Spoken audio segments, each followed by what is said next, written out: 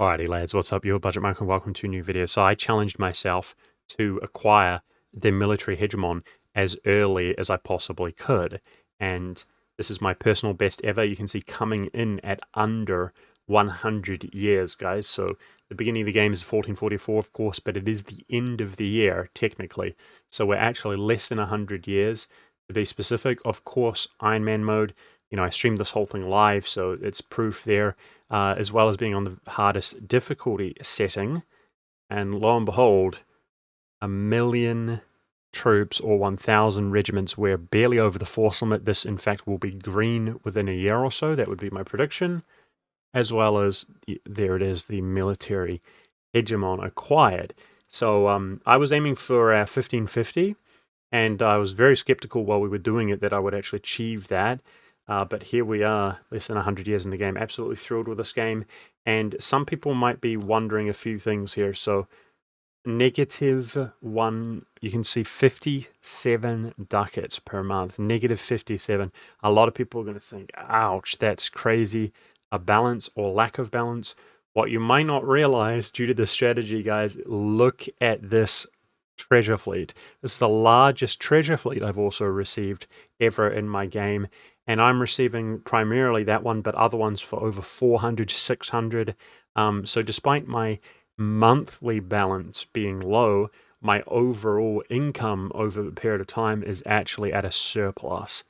So this is, not only did I want to actually achieve the military hegemon, but I was hoping to achieve it in a way, you know, you can't always get what you want, where it would be sustainable and I could realistically continue the game without breaking my country. And this was a huge, huge success. So if I told you guys that in 1519, 25 years ago, I had a mere 120 force limit, guys.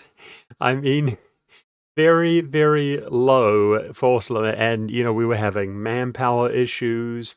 Of course, you need their physical men to recruit, don't you guys? So how did we actually pull this off? Well, to anybody who's wondering, it all comes down to the absolute colonial dominance, as you can see. So very fastidiously, very carefully, I tried to establish as many colonies as I could, as quickly as I could, which is beginning with the basics, just taking over, you know, starting one colony, killing the natives, and waiting for the truces to come up. Obviously not extending the truce, taking their money and so on, in order to attack them again and establish a colony through war. But by that time, I had already moved on to do other things. So other examples of how we were able to colonize in a very optimized manner was to actually begin colonizing and establishing the Caribbean colony, but using basically the province to claim nations within inside of Colombia, where we would attack them, core them, wait for the truce and attack them again. So while I was colonizing the Caribbean, it gave me access to Colombia, as opposed to people would either just colonize the Caribbean or colonize Colombia and flesh it out by killing nations. I kind of did both simultaneously. Another example of that is to begin colonizing here in the Louisianan node, but to use that to claim Mexicans and begin taking over Mexico via expansion. But that's not all, because if you look closely, you will see that the New World looks bizarre. Let's take one region, for example, colonial Brazil. You'll notice that I have Leonese Brazil here. I have Andalusian Brazil. I have Asturian Brazil and Portuguese Brazil, all within inside of the same colonial region. And this is really the key to success, guys. So you can see that I am Andalusia. This was not a Granadan game. To anybody who thinks I started as Granada, I began as, in order to achieve, you know, the best that I could, guys, I played as a very powerful nation, and we began as the nation of Castile. So one of the first things that I did, guys, is I actually released Leon and Asturias. And these guys both have colonists built into their national ideas. So this is pretty painful. I can tell you right now, a lot of people did not really enjoy this run, some of the stuff we did, you know, basically hurting ourselves. But keep in mind that in order to form Andalusia, guys, I needed to flip Sunni Muslim, and I needed to be Andalusian primary culture.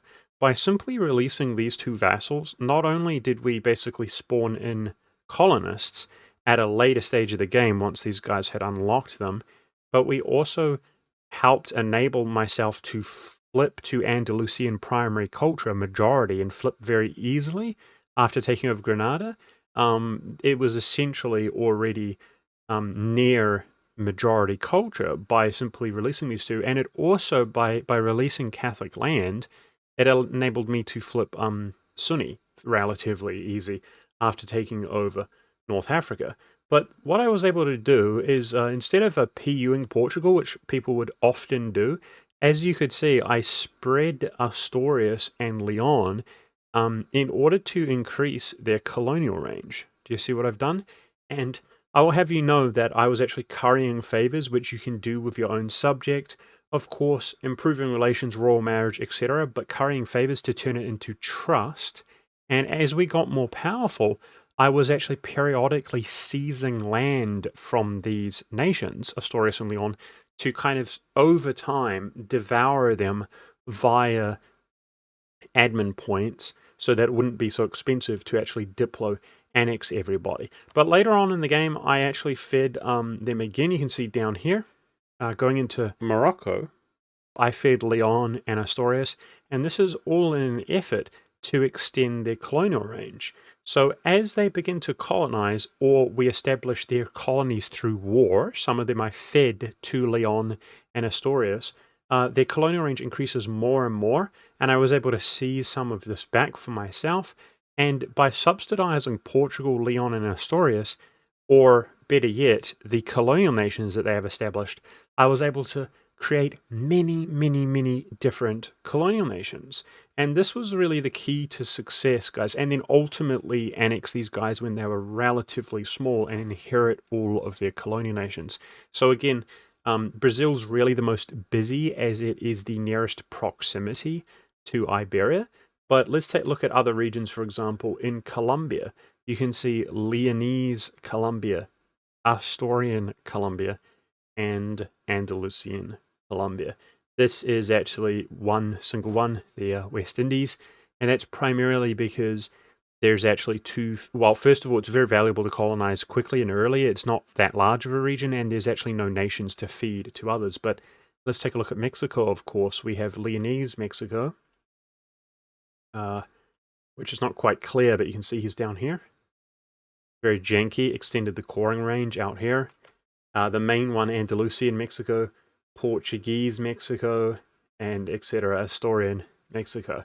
So many, many colonial nations. I was primarily focusing on areas, of course, where the wealth flows in to Iberia, which is Central and South America, less so much North America, but I did establish as many as I could. You can see New Andalusia and New Portugal, Canada.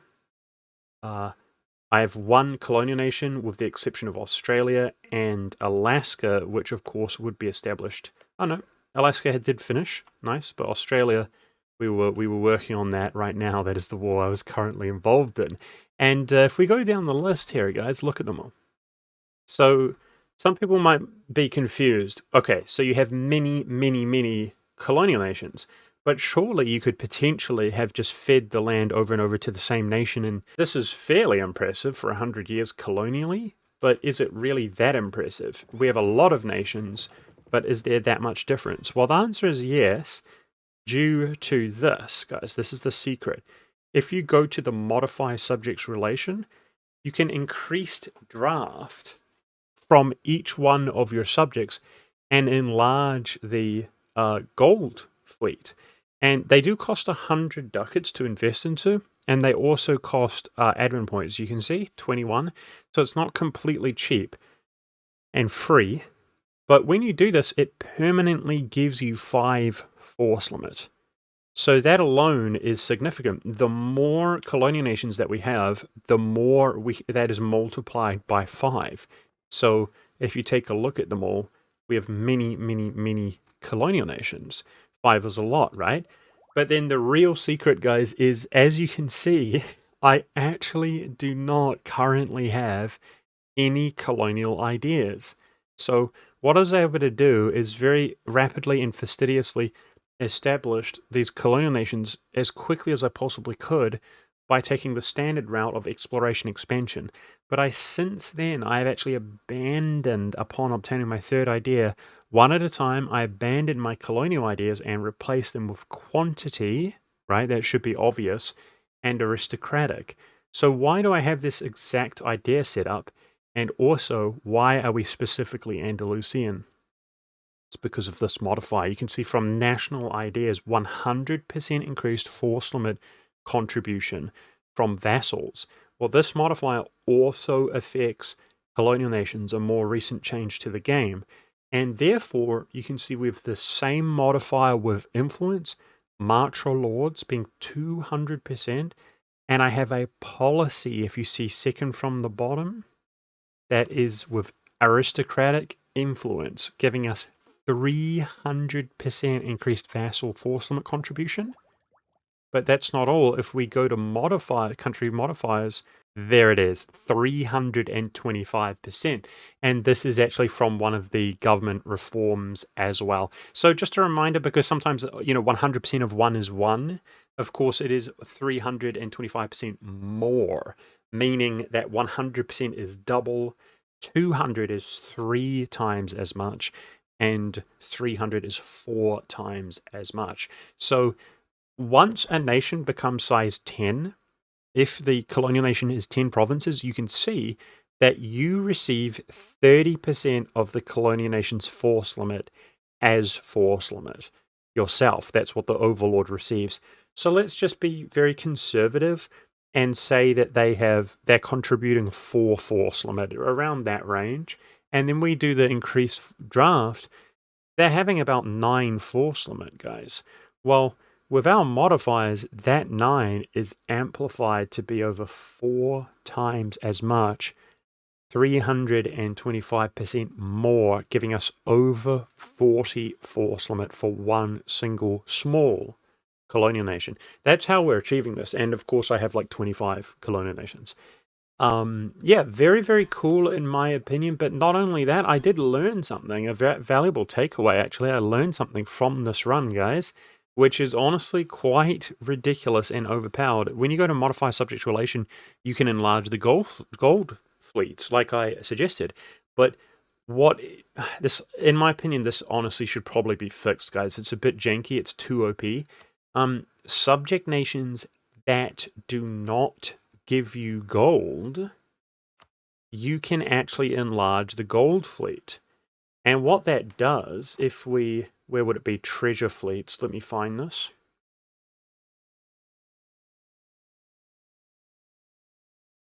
There it is. Treasure fleet income, 250%. And so we are actually making bank off having so many different colonial nations. I actually have so many. I could apply many, many more, guys, at the cost of money. And I could be receiving 300, 400% treasure fleet income. So it's actually incredibly overpowered to have so many colonial nations. Again, they do not need to have gold.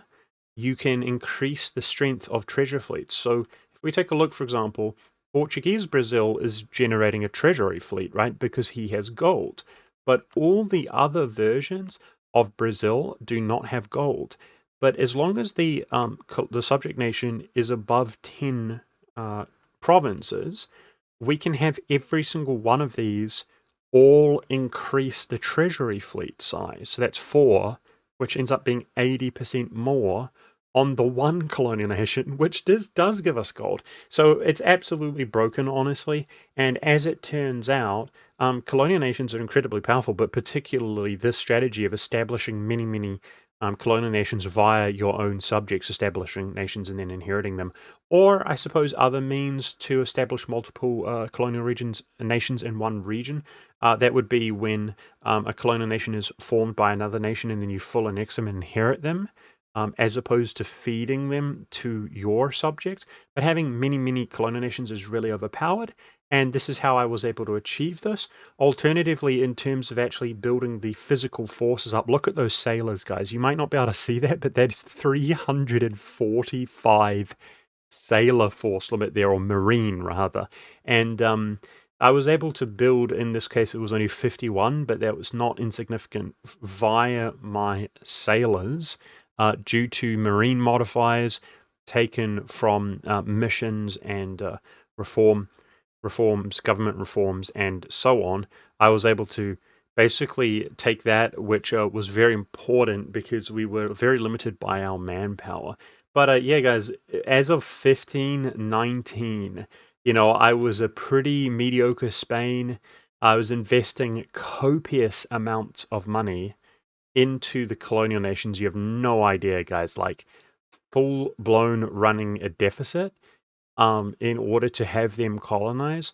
As you could see, my borders were pretty scuffed. The timeline is useless in the New World. My troops were about 70 out of 120. My force limit was tapped. And I don't think anybody believed, and a part of my own self, to be quite frank, didn't believe that we were going to ramp up within 30 years all the way to 1 million. But that's exactly what we did, the absolute epic rise. At that stage, I was very intimidated by France breathing down my neck. And for the record, I am behind in technology, primarily because I was deving like crazy. I was doing a lot of development as development turns into force limit. And now, look at us now, baby. We've got 1 million troops. I'm catching up in technology as there is catch-up mechanics. And we have almost 5 times the regiments of this big, powerful France. Is not looking so intimidating any longer. So I thought I'd share that with you guys. I enjoyed that. I'm working on a goal right now over my stream where I'm trying to create the maximum amount of princes within inside the Holy Roman Empire, being 824 princes. And hopefully I'm going to be setting a record there. So come say hi, drop by the live stream if you're keen to watch that. And I appreciate you guys. Thanks for watching this video. I'll see you in another one.